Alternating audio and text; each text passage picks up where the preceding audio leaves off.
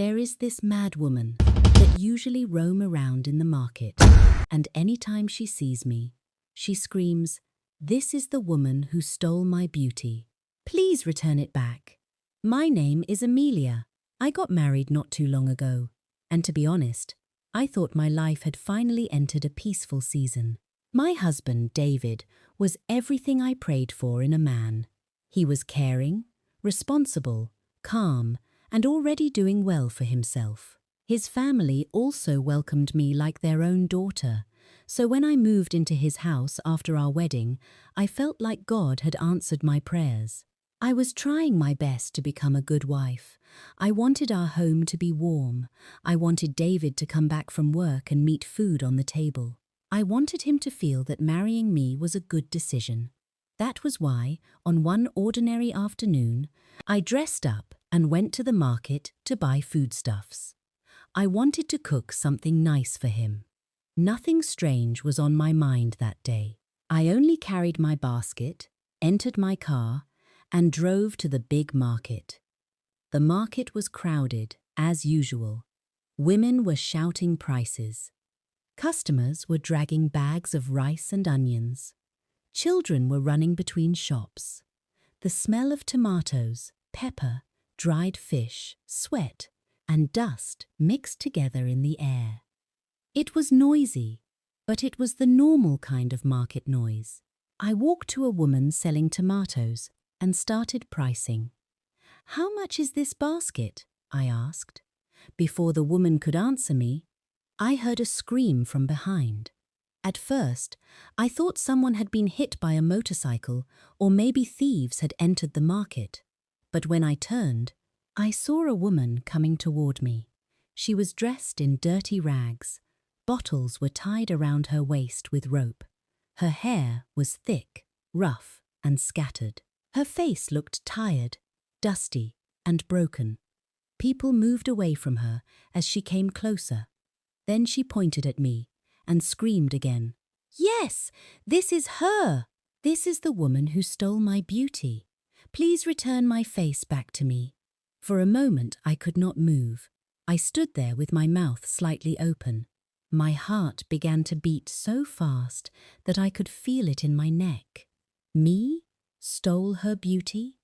How does a person steal another person's beauty? The market women quickly came around me. "Don't mind her, my daughter," the tomato seller said, touching my arm.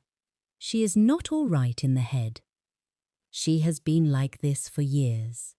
Another woman added, "Any time she sees a fine woman, she will start shouting. Please ignore her." But the woman did not stop. She was crying now. Tears ran down her dirty cheeks as she stretched her hands toward me. "Return it! Return my beauty! You think I will not find you? You think I will forget your face?" The way she looked at me made my body cold. Her words sounded strange, yes, but her eyes did not look empty. Her eyes looked like the eyes of someone who knew exactly what she was saying. They were full of pain. They were full of anger. And worse, they were full of recognition. I tried to speak, but no words came out. The tomato seller pushed my basket back into my hand. "My daughter, just go. Don't answer her. She can disturb people for long." I quickly paid for what I had already bought and left the market. But as I walked toward my car, I heard her running behind me. "Return my face. Return my beauty. You stole it from me." I almost dropped my car key. My hands were shaking as I opened the door and entered. I locked the car quickly and started the engine. As I drove away, I looked through the side mirror. She was still standing there, pointing at my car and shouting. I drove home, but my mind did not leave that market. When I got to the house, I carried the foodstuffs inside and dropped them on the kitchen table. I could not even start cooking immediately. I went to the mirror in the sitting room and looked at myself. I touched my face, my eyes, my cheeks, my lips. I was beautiful, yes, but I had always been like this. I did not steal anybody's face. I did not even know that woman. So why did she speak like that? Why did she look at me like she had been waiting for me? That evening, when David came back from work, he noticed that I was quiet. "Honey, what is wrong?" he asked, dropping his bag on the chair. "You look like you saw a ghost." I tried to smile, but it did not work. "David, something strange happened today," I said. He sat beside me, looking worried. "What happened?" I told him everything. I told him about the market, the dirty woman, the bottles, the way she screamed, and the words she kept repeating. David listened for a few seconds, then he started laughing. At first, I thought he was only trying to make me feel better, but he laughed so loudly that I became uncomfortable. "Amelia, please," he said, still laughing. "A mad woman said you stole her beauty, and you are taking it seriously." "David, you did not see her eyes," I said quietly. "She looked like she knew me." "My love, her brain is not okay," David said. "That is why she is saying things that don't make sense. How can someone steal beauty? Is beauty a phone? Is it money?" I did not answer. He moved closer and held my hand. "You are too soft-hearted," he said. "You allow everything to enter your mind. Forget about her. You are safe. Nothing will happen to you." I nodded, but deep down, I was not convinced. That night, after we ate, David slept peacefully. I stayed awake. The room was quiet, but my mind was noisy. The woman's voice kept coming back. "Return my beauty. Return my face. You think I will not find you?" I sat at the edge of the bed and looked at David sleeping. He looked peaceful, like nothing in the world could disturb him. But me, I could not rest. I kept asking myself the same question. Who was that woman?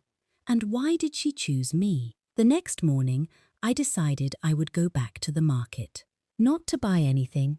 I wanted to ask questions. I wanted to speak to the tomato seller and know who that woman was before she became like that. Maybe if I knew her story, my mind would calm down. I dressed simply and picked my car key, but as I was about to leave, David came out of the room. "Where are you going?" he asked. "To the market," I replied quickly. "I want to buy fruits." David stared at me. "Amelia," he said slowly, "are you going back there because of that woman?" I did not answer immediately. He shook his head. "No, please don't go.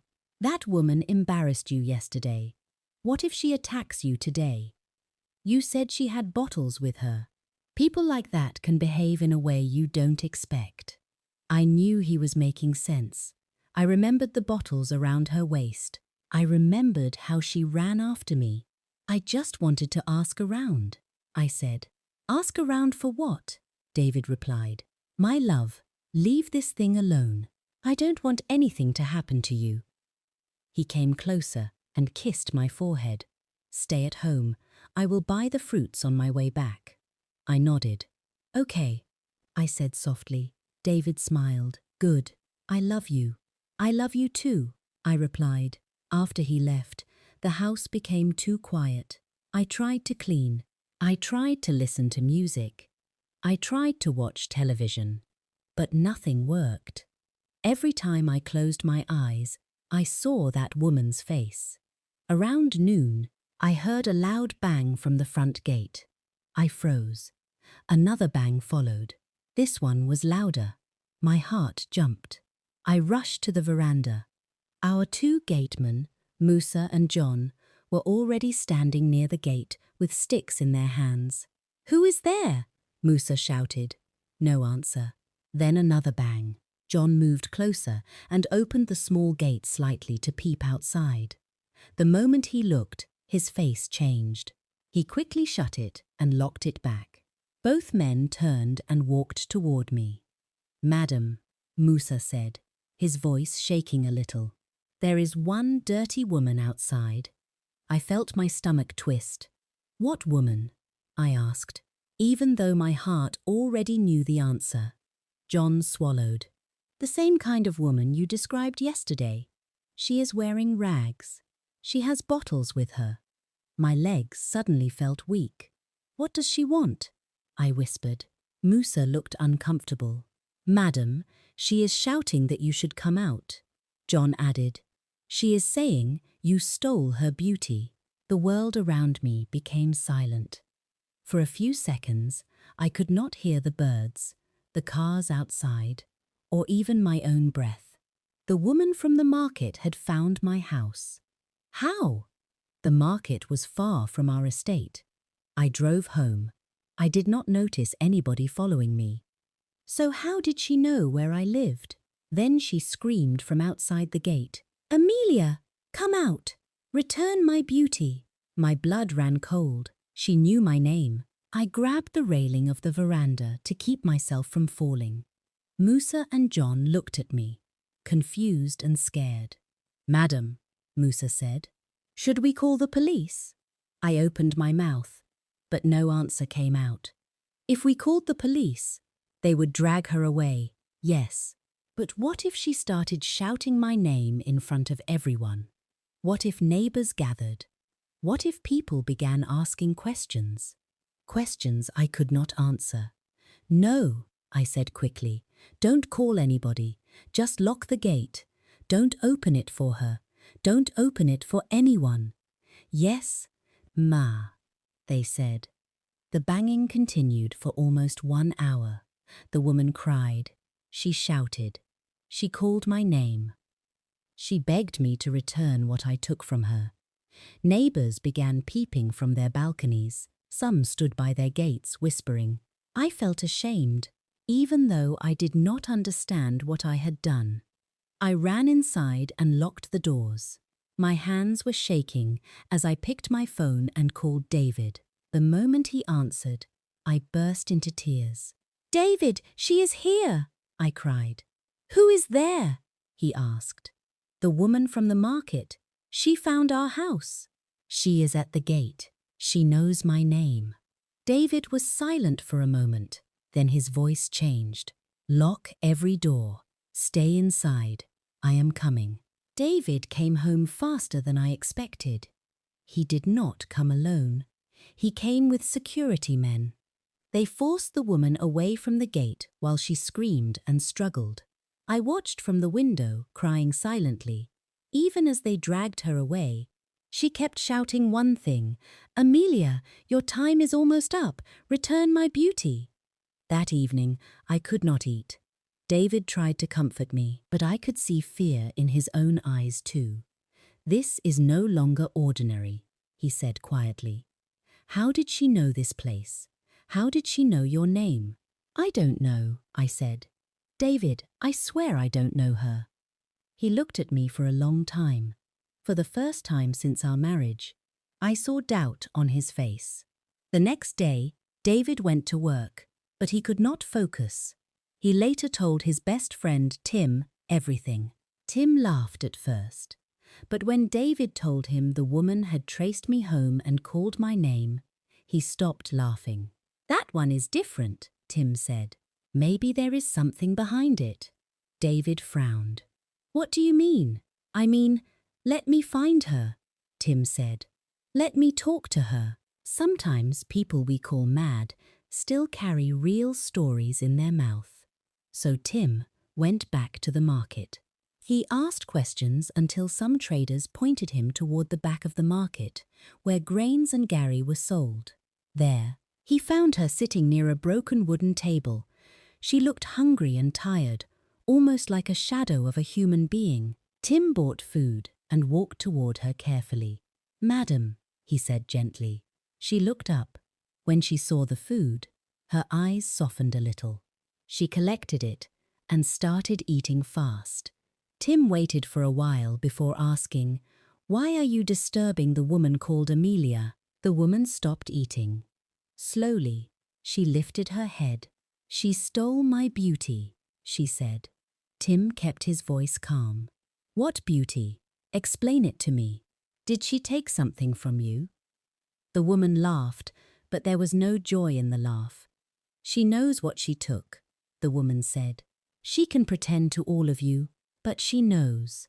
Tim leaned closer. How did she take it? The woman's eyes became sharp. Go and tell Amelia that time does not bury blood forever, she said. Tell her the ground remembers. Tell her I have found her. Tim felt a chill pass through his body. What should she remember? He asked. The woman smiled in a strange way. Ask her what happened on the 13th of July, she whispered. Ask her what happened when she was 21. Tim froze. Before he could ask another question, the woman stood up, grabbed her dirty bag of bottles, and ran into the market crowd. Tim returned to our house that evening. David and I were sitting in the living room when he entered. His face told me that he had heard something serious. What did she say? David asked. Tim looked at me first. She said Amelia should stop pretending. My throat became dry. David turned to me slowly. Pretending about what? Tim continued. She said I should ask you what happened on the 13th of July, when you were 21. The room became cold. David stared at me. Amelia, he said, his voice low and shaking. What happened on the 13th of July? I wanted to answer quickly. I wanted to say, nothing happened. I wanted to swear that the woman was lying. But suddenly, a memory flashed through my mind. A dark room, a girl crying, my hands shaking, a sound I had buried for years. My lips began to tremble. David stood up. Amelia, answer me. I looked at him, then at Tim. My voice came out very small. I think I remember, and that was the moment I knew my past had finally found my door. The moment those words left my mouth, the whole sitting room became silent. David stood in front of me, staring as if he had never seen me before. Tim also looked confused. Nobody moved. Even the wall clock sounded too loud in that moment. David's voice came out low. Amelia, what do you mean by you remember? I swallowed hard. My throat was dry. My hands were shaking, and I could feel sweat on my forehead even though the fan was on. David, I said, there is something I never told you. His face changed immediately. What thing? He asked. I could not look into his eyes. I looked down at my fingers. I had carried this secret for years. I had buried it so deep that I convinced myself it was dead. But that woman had dragged it back to the surface. Tim sat down slowly. Amelia, please talk. This is serious. I took a deep breath. When I was in the university, I began. I was not the kind of girl people thought I was. David frowned. What does that mean? I closed my eyes. Memories started coming back like rain. I remembered my campus. I remembered my hostel room. I remembered my friends. I remembered the young girl I used to be, proud, emotional, and too desperate to belong. I was focused at first, I said. When I entered school, I wanted to make my parents proud. I wanted to graduate with good grades. I wanted to stay away from trouble. But later, I joined a group of girls in my department. David's face became harder. What kind of girls? They were not good for me, I answered. They were smart, yes, but they were also wild. They liked parties. They liked rich boys. They liked showing off. They were the kind of friends who would laugh at you if you tried to behave well. And because I did not want to look boring, I started following them. I wiped my tears. That was how I met Segun. David stepped back a little. Segun? I nodded slowly. He was my boyfriend in school. David stared at me for a long time. You told me you never had any serious relationship before me, he said.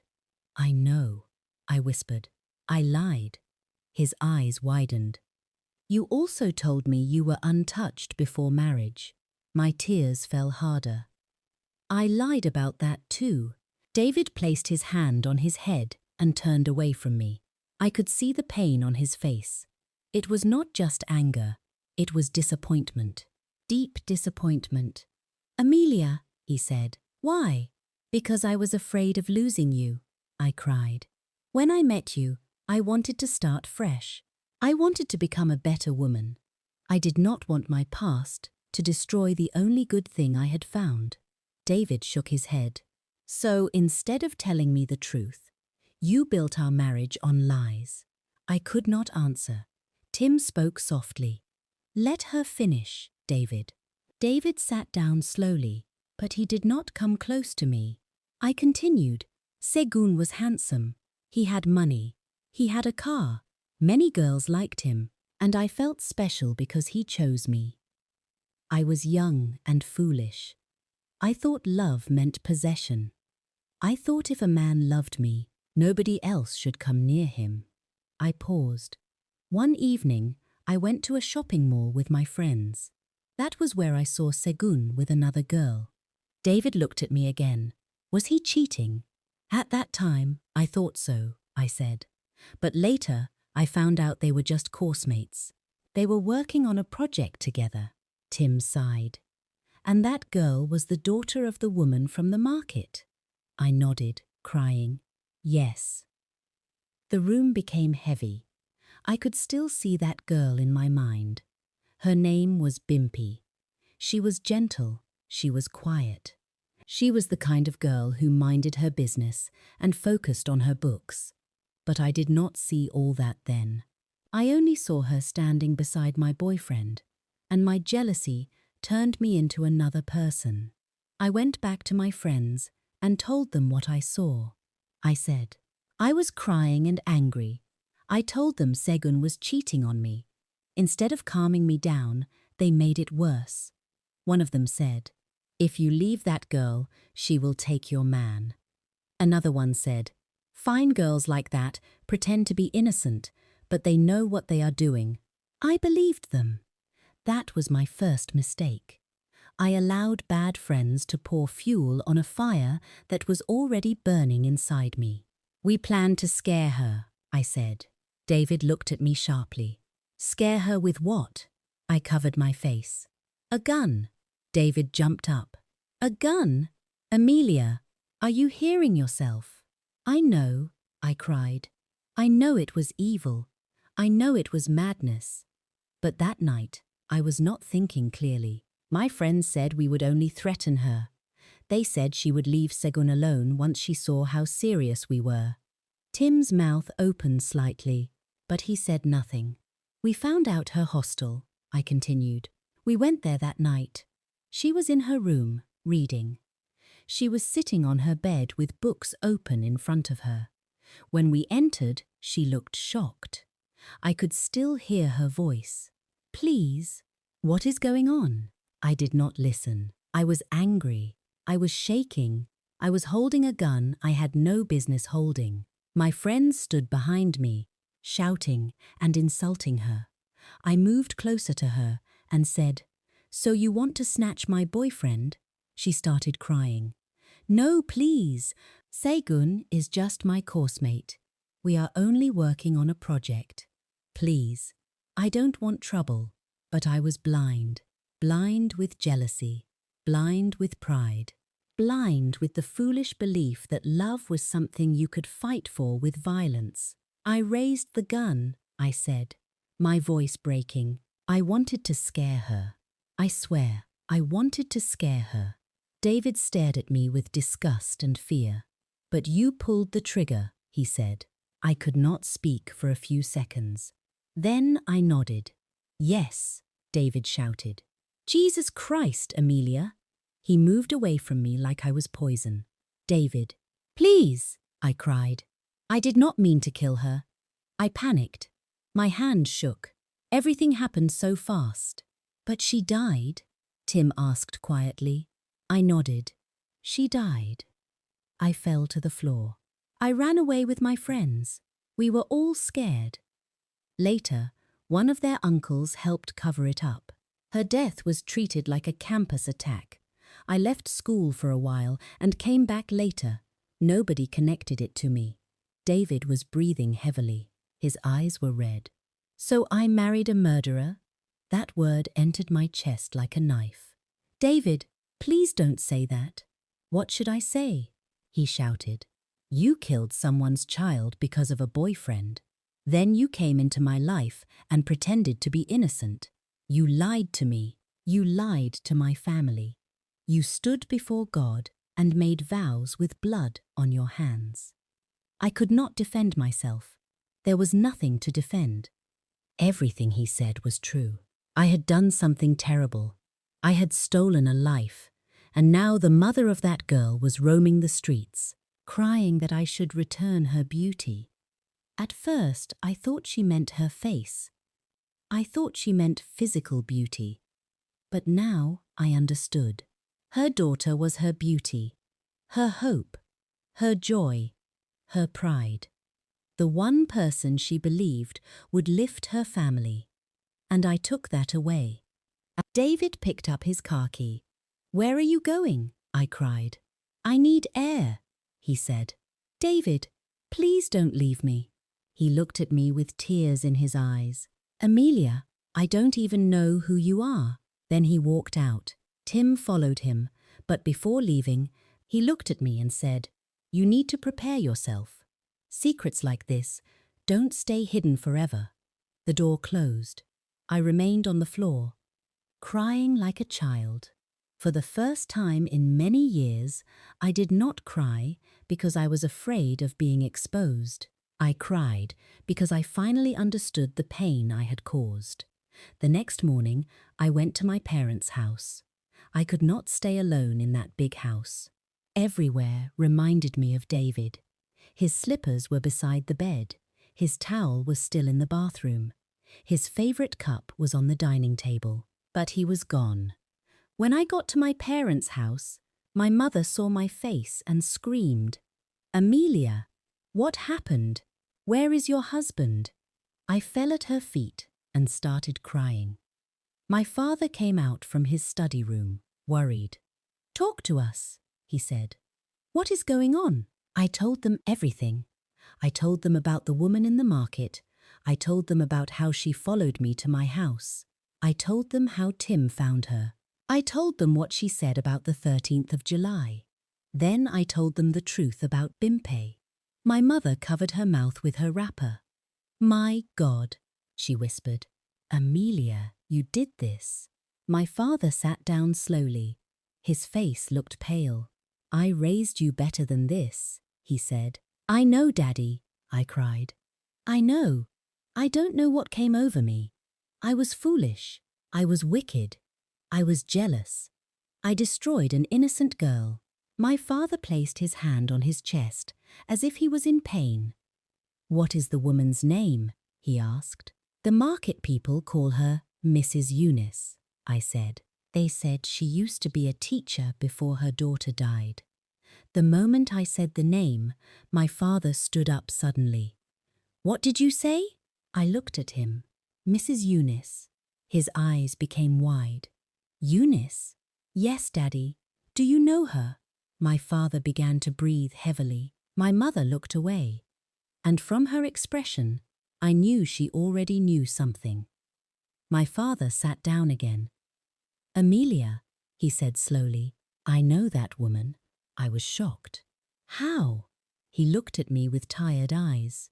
When I was a young man, before I met your mother, Eunice was one of the women who used to come around me. She was very beautiful then. She liked attention. She liked money.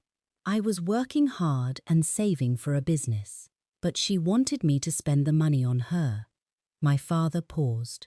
One day, I refused to give her money. She became angry. She threatened me. I thought she was joking, but a few days later, she accused me of trying to force myself on her. I gasped. What?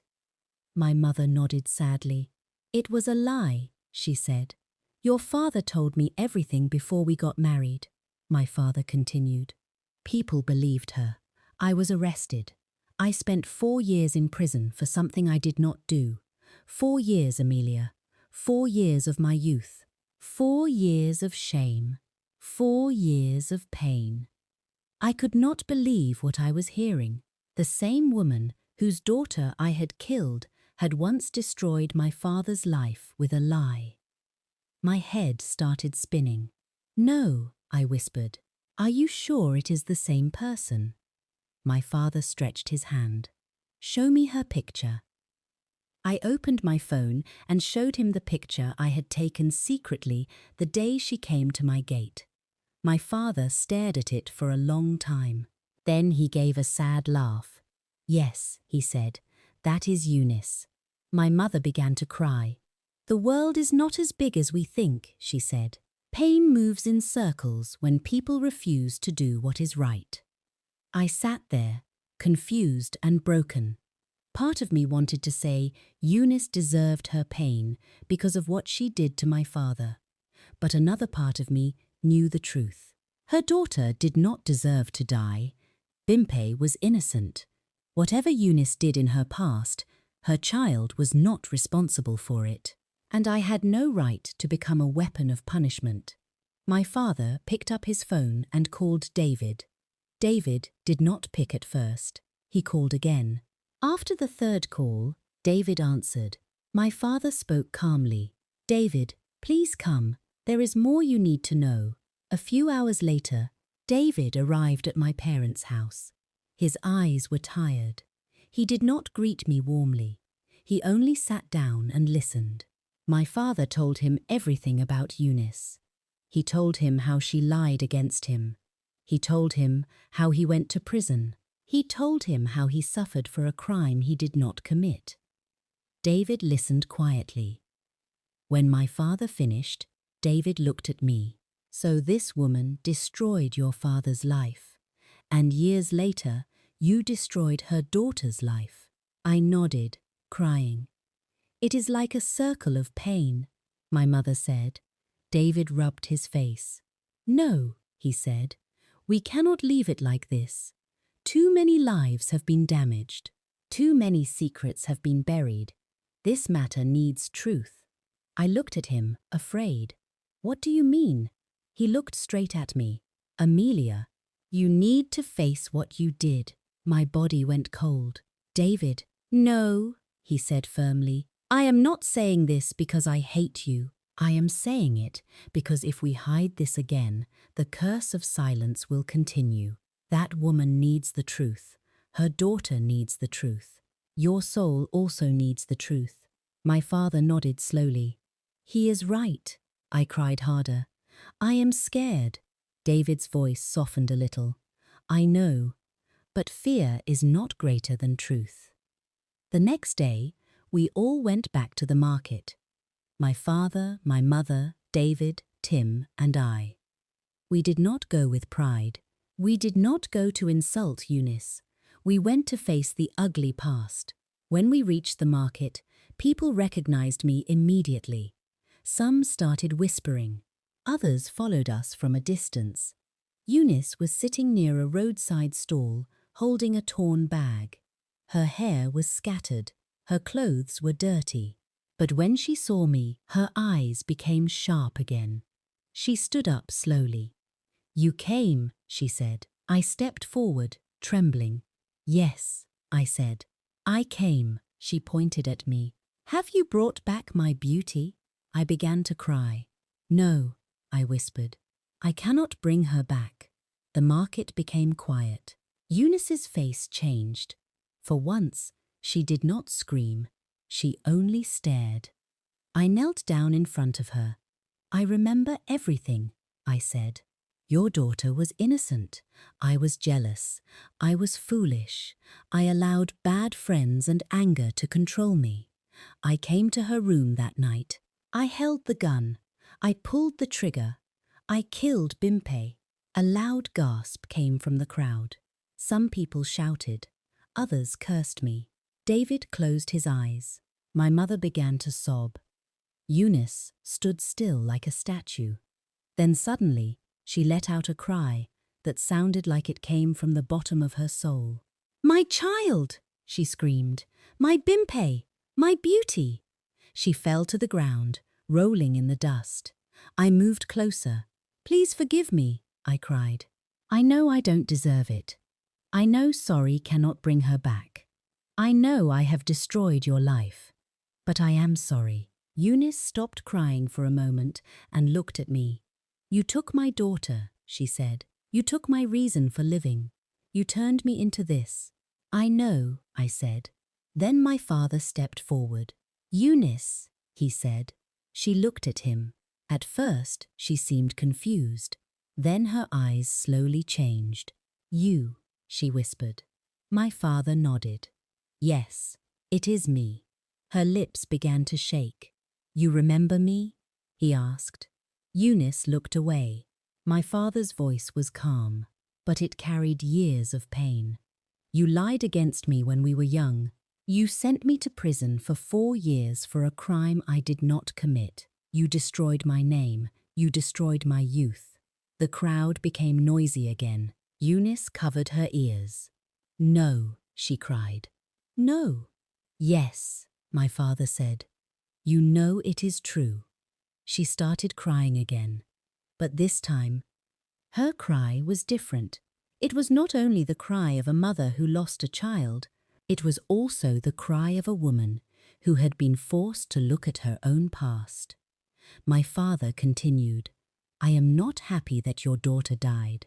I would never wish that pain on anyone. Your daughter was innocent.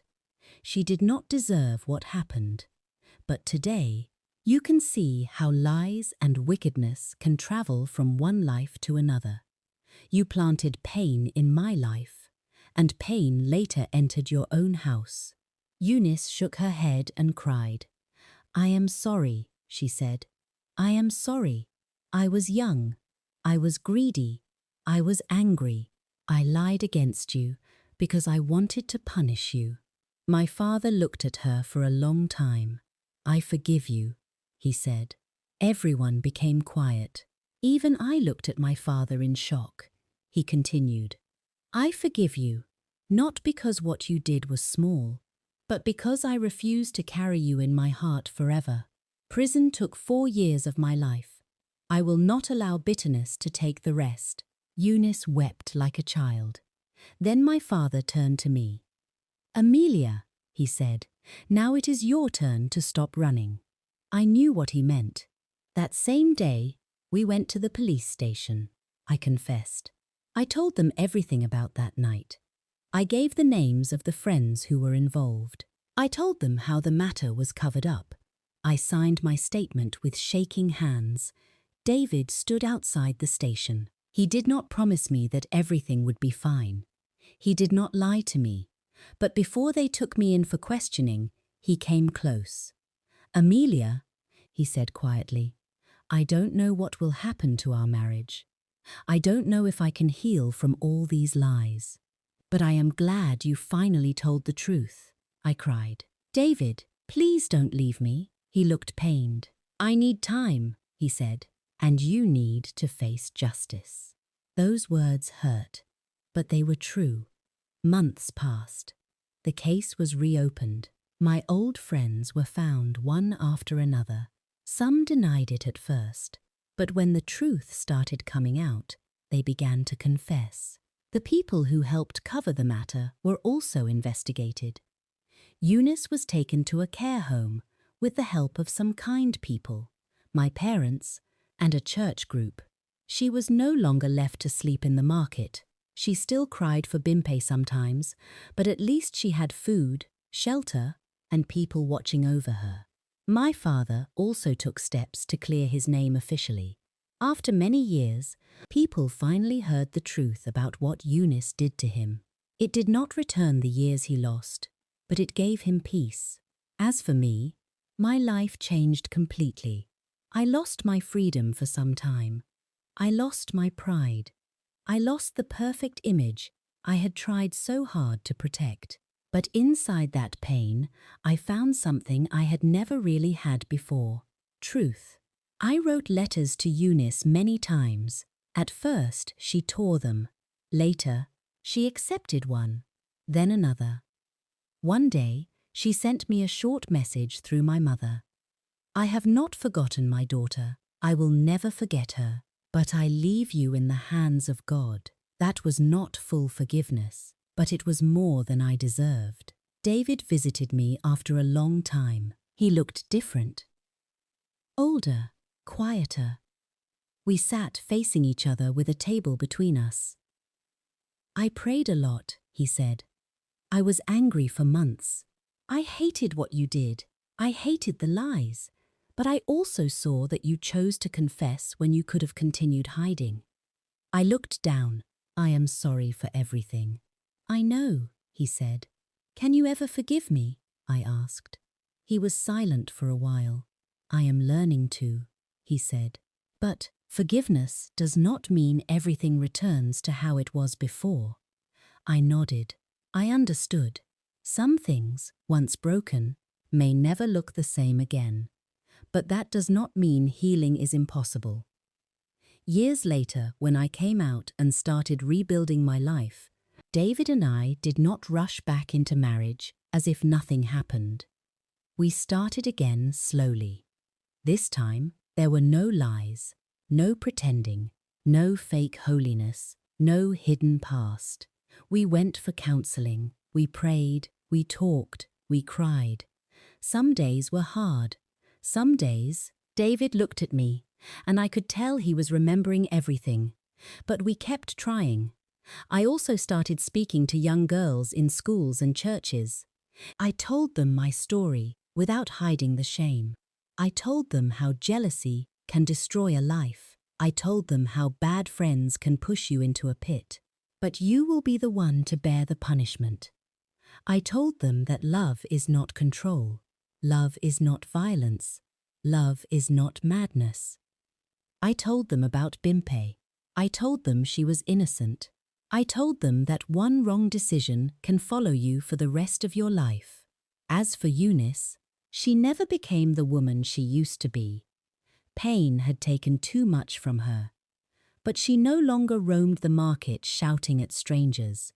She stayed in a small care home where people looked after her. Sometimes my mother visited her. Sometimes I sent food and money. One afternoon, I went to see her myself. She was sitting under a tree, looking at the sky. When she saw me, she did not scream. She only said, "Amelia!" I knelt in front of her. "Mummy Bimpe," I said, "I am sorry." She looked at me for a long time. Then she touched my face gently. "You did not steal my face," she said. "You stole my beauty." Tears ran down my cheeks. "I know," I whispered. She looked away. My daughter was my beauty. She was my hope. She was the song in my house. I could not speak. Then she added, "Do not waste the life you still have." That sentence stayed with me forever. I left that place with a heavy heart, but also with a new purpose. I could not bring Bimpe back. I could not return my father's lost years. I could not erase David's pain. I could not undo the past. But I could live differently. I could tell the truth. I could warn others. I could stop pretending. And I could spend the rest of my life proving that even the worst sinner can choose repentance, even if they must still face the result of their actions. So when people ask me what happened to the woman who said I stole her beauty, I tell them this. She was not crazy from nothing. She was a mother whose joy was taken away, and I was not innocent.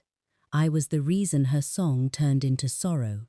But in the end, the truth came out, not to destroy us completely, but to force every hidden wound into the open. Because secrets may sleep for years, but one day they wake up. And when they wake up, they do not knock softly. They bang on your gate. They shout your name, and they demand to be answered.